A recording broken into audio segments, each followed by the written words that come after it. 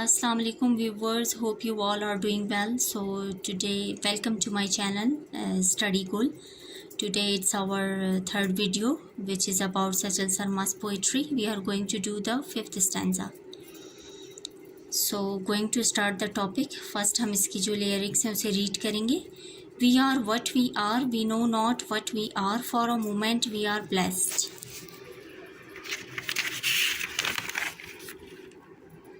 For a moment we are accursed, some moment we pray and fast, some moment we are free spirit. Now we declare only we exist, now we declare we don't exist. For a bit our heart is calm, in a bit we weep rivers. Now we say we are self-realized.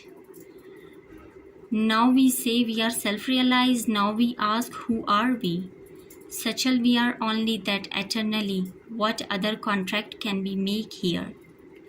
अब देखिए सचल ने यहाँ जो है अपना common style use किया है कि उन्होंने अपना पेन नेम भी यूज़ किया है. सो फर्स्ट ऑफ ऑल हम इसकी थीम्स करेंगे कि इसकी मेन थीम्स क्या हैं. So main themes are strong believe of human, जो उनका स्ट्रॉन्ग बिलीव होता है गॉड पे होता है या किसी भी चीज़ पे, तो उनकी उस स्ट्रॉन्ग बिलीव को डिपिक्ट किया है सचल ने. Second is believe and unbelief the irony situation. Believe and unbelief का जो एक आयरनी सिचुएशन है, आयरनिक सिचुएशन है, उसे भी डिपिक्ट किया है. ह्यूमन बीइंग की मोस्टली इस तरह की नेचर होती है कि वो एक मोमेंट में हैप्पी होते हैं, अनहैप्पी होते हैं, डिस्ट्रेस होते हैं या ऑप्टिमिस्ट होते हैं. तो इस तरह की सिचुएशन होती है, तो इसे कहेंगे irony situation. Pure human nature depicted. Pure human nature है ये, टिपिकल ह्यूमन नेचर है इस टाइप की कि उनकी आयरनी सिचुएशन होती है. Pessimistic nature of human, pessimistic भी है और ऑप्टिमिस्टिक भी है, as we know that. Man is mortal. Man की मॉर्टेलिटी को सचल सरमस ने डिपिक्ट किया है इन लाइंस में, तो इसलिए मेन थीम इसकी ये भी है. Man is mortal, we know that obviously man is mortal. ये गॉड के अलावा everything is mortal. So critical analysis करेंगे. In these line Sachal defined the pure and typical nature of human, which turned in a moment very much irony nature of human. That in moment human being are happy, in other moment unhappy. The irony of optimist and pessimistic.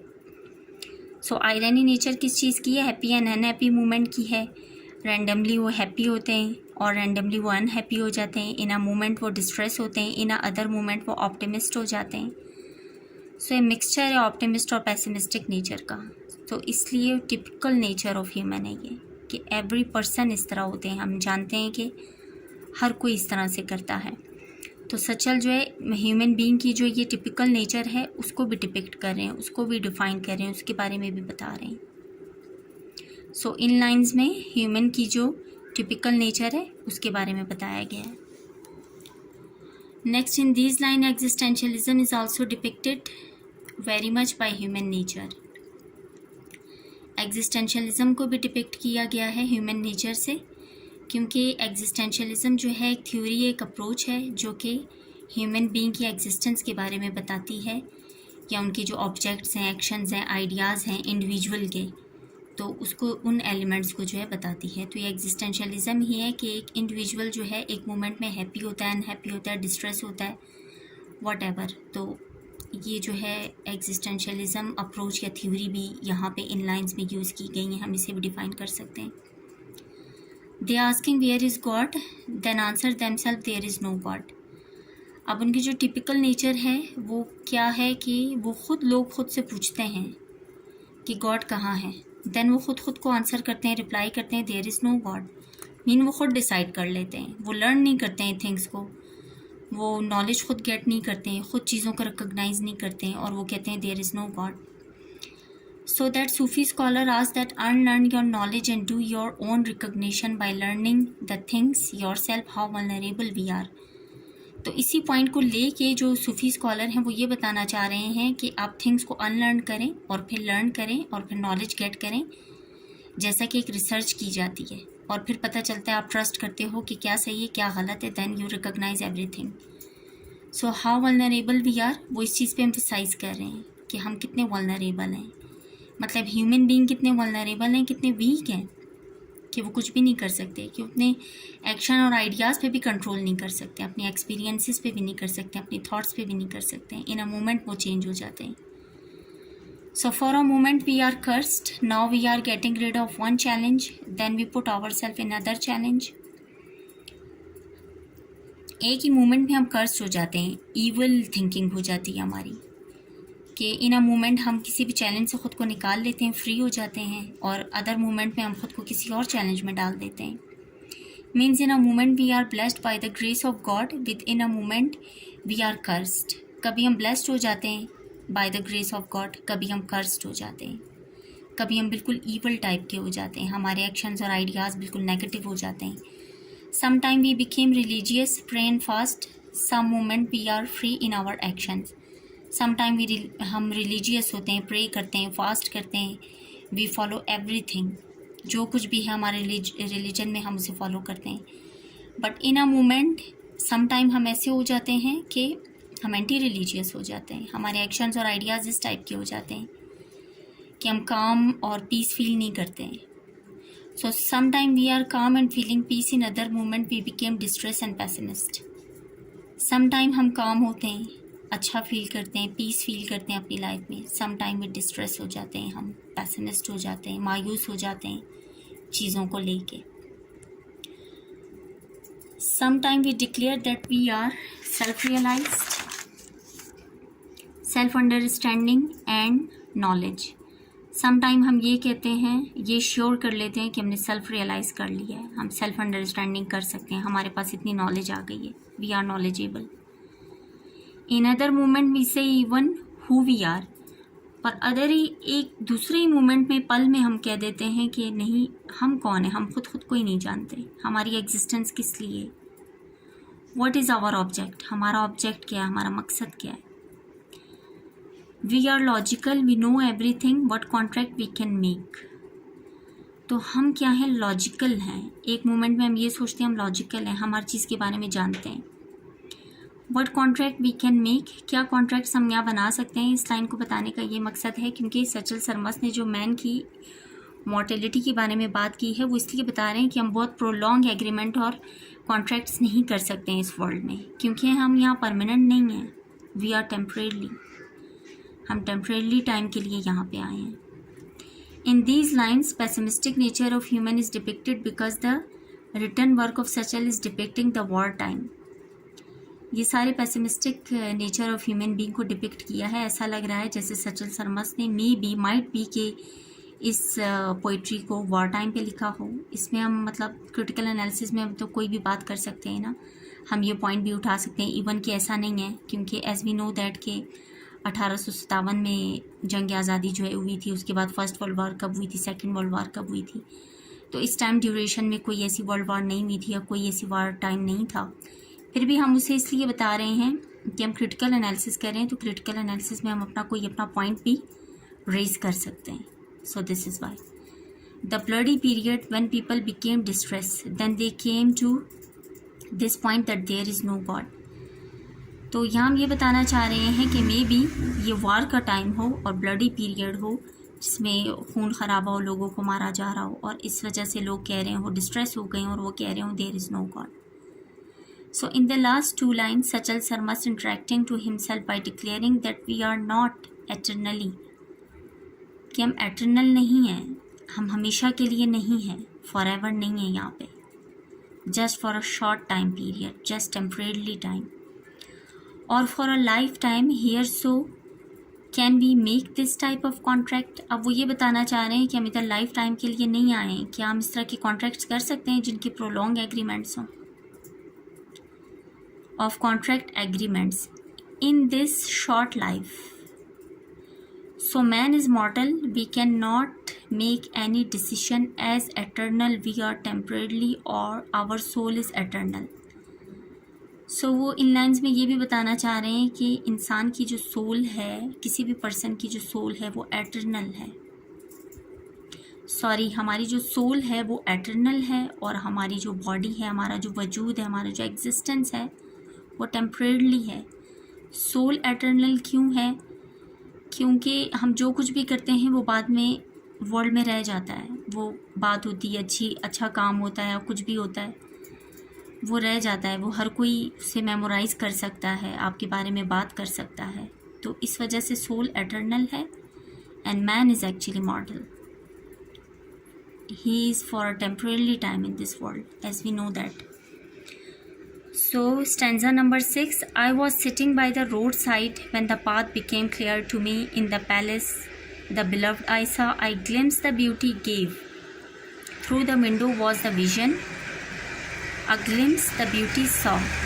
Take care of the ignorant, our bond was made for a reason. I truly recognize the Lord my companion. He sure became. He is the creator of all and intrinsic to all. All doubts in this perished. With happiness shall I carry. Sisters, if your trust I have, all the journeys, all the manifestations. अब देखिए यहाँ पे उन्हें sisters को जो है मुखातिब किया है, एड्रेस किया है सचल सरमस्त ने. तो आगे हम देखते हैं सबसे पहले कि इन लाइंस की थीम क्या है. मेन थीम्स हैं love for god. Love for god उन्होंने शो ऑफ किया है मेन थीम इस लाइन में. Imaginary believes object of existence, कि ह्यूमन बीइंग का जो ऑब्जेक्ट है वो क्या है, उनकी एग्जिस्टेंस किस वजह से है, उनका ऑब्जेक्ट एक्चुअली क्या है. और इमेजिनरी बिलीव्स एल्यूजन्स जैसे होते हैं, उन बिलीव्स के बारे में भी बताया. क्रिटिकल एनालिसिस करेंगे. इन दीज लाइन्स सचल इज टॉकिंग अबाउट और briefing about himself that he was sitting on road side. अब वो ये भी बहुत नैरेटिव फॉर्म में बात कर रहे हैं, बता रहे हैं इन लाइन्स में, इस स्टैंजा में, कि वो रोड साइड पे बैठे हैं, वो अपने बारे में बता रहे हैं. Sitting on road side looking for the right path. Road side पे बैठे हैं और वो राइट पाथ को सर्च कर रहे हैं, देख रहे हैं, ढूंढ रहे हैं. During travelling when everything was appear and sparkling in the palace the beloved. Travelling के दौरान वो क्या कर रहे हैं, पाथ को सर्च कर रहे हैं, देख रहे हैं. When everything was appear and sparkling, जब सब कुछ अपियर हो गया, सब कुछ स्पार्क कर रहा है, सब कुछ विजिबल है, नज़र आ रहा है उन्हें. किस जगह पर, किस चीज़ पर, पैलेस में, कैसल में, पैलेस में उन्हें उनका बिलव्ड नज़र आ रहा है. आई सॉ माई कंपेनियन, वो अपने बिलव्ड को कह रहे हैं कि मेरा कंपेनियन है. May be this companion is God, may be this companion is angel, जिसे वो देख रहे हैं, जिसके बारे में वो बता रहे हैं. I glimpse of my beloved through the window, then I realise this is the actual path and truth of my existence. अब वो अपने ही बारे में ये सब कुछ बता रहे हैं, नैरेटिव फॉर्म में वो अपने बारे में बता रहे हैं, एड्रेस कर रहे हैं हमें कि उनकी एग्जिस्टेंस का जो ऑब्जेक्ट है वो उन्हें मिल चुका है. वो कैसे मिल चुका है कि उन्हें जो रियल पाथ है वो मिल गया है. वो ट्रैवलिंग कर रहे हैं और उन्हें एक रियल पाथ मिल गया है जिस पे उन्होंने चलना है. वो रियल पाथ किस तरह उन्हें नज़र आई है कि वो अपियर था, वो स्पार्कलिंग कर रहा था, वो शिमर कर रहा था, ग्लिम्स कर रहा था, जिसकी वजह से उन्हें वो पैलेस जो है, पैलेस में उनका बिलव्ड नज़र आ गया, उनका कंपेनियन उन्हें नज़र आ गया. और उन्होंने रियलाइज़ कर लिया कि एक्चुअली ट्रुथ क्या है और उनकी एग्जिस्टेंस का जो ऑब्जेक्ट है वो क्या है. He is mean to say that don't react ignorant and uncivilised. We are made for a reason, so find your object. I truly find my lord and believe on him that people meet for a reason. He is depicting the oneness of God, that he is creator of all creations and essential to us. अब इस line में ये बताया जा रहा है critical analysis में कि वो गॉड की जो वननेस है उसके बारे में जान गए. अब जो बिलव्ड उनका ग्लिम्स, उसका जो बिलव्ड का ग्लिम्स उन्हें मिला है, जो अपेयर हुआ है, जो उन्हें रियल पाथ मिला है, वो क्या है, वो गॉड का पाथ है. वो वननेस ऑफ गॉड है जो उन्हें मिल चुका है, लव ऑफ गॉड है जो उन्हें मिल चुका है. अपने लॉर्ड पे वो बिलीव करते हैं, ट्रूली उन्होंने फाइंड कर लिया है, उसके बारे में सब कुछ जान लिया है.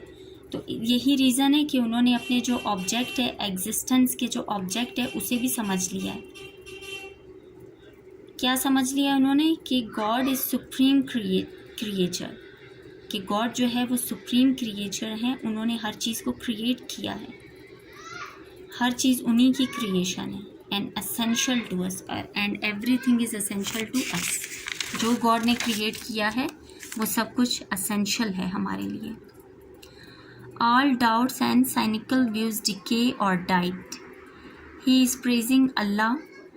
Now in last line he is interacting by women, calling them sisters. If your trust I have, all the expeditions and traveling reveal the evident truth. So वो ये कहना चाह रहे हैं कि जितने भी डाउट्स हैं, जितने भी साइनिकल व्यूज़ हैं, वो डिके हो गए हैं, मतलब वो ख़त्म हो गए हैं, वो बिल्कुल गल सड़ गए हैं, वो ख़त्म हो गई हैं वो बातें। वो सब कुछ क्यों डिके हो गया है? क्योंकि उन्होंने सच को, जो ट्रू है, उसे फाइंड आउट किया है और उसी ट्रू पे अब वो ट्रस्ट करते हैं कि यही ट्रू है। इसीलिए बाकी जो साइनिकल व्यूज़ थे वो डिके हो गए, ख़त्म हो गए वो। ही इज़ प्रेजिंग अल्लाह, और इस तरह से वो क्या कर रहे हैं कि गॉड को प्रेज कर रहे हैं, एडमायर कर रहे हैं। और लास्ट लाइन में वो किस चीज़ को इंटरेक्ट कर रहे हैं, एड्रेस कर रहे हैं, बाय कॉलिंग देम सिस्टर्स। जो फीमेल्स हैं उन्हें कॉल कर रहे हैं, उन्हें बता रहे हैं, उन्हें एड्रेस कर रहे हैं। इफ़ योर ट्रस्ट, क्या अगर ये ट्रस्ट मेरे पास होता तो मैं एक्सपीडिशन करता, ट्रैवलिंग करता, और जो ट्रुथ है, जो एविडेंस है, उन्हें सर्च करता, उन्हें फाइंड आउट करता, उन्हें ओपन अप करता। कि अगर मैं रॉन्ग चीज़ों के बारे में सोचता तो मैं ऐसा नहीं कहता देयर इज़ नो गॉड, मैं सर्च करता, मैं अपनी ट्रैवलिंग करता, उसके बाद मैं बिलीव करता कि क्या है और क्या नहीं है, फिर मैं बात करता। तो इसलिए वो सिस्टर्स को क्या कर रहे हैं, एड्रेस कर रहे हैं, फीमेल्स को एड्रेस कर रहे हैं, और वो बता रहे हैं अपनी ये कंडीशन कि अगर आपका ट्रस्ट मेरे पास होता तो मैं इस तरह से करता और इस तरह से ना करता। So our video is going to be end. Thank you viewers for watching my videos. Like my videos and subscribe to my channel. Thanks to all of you.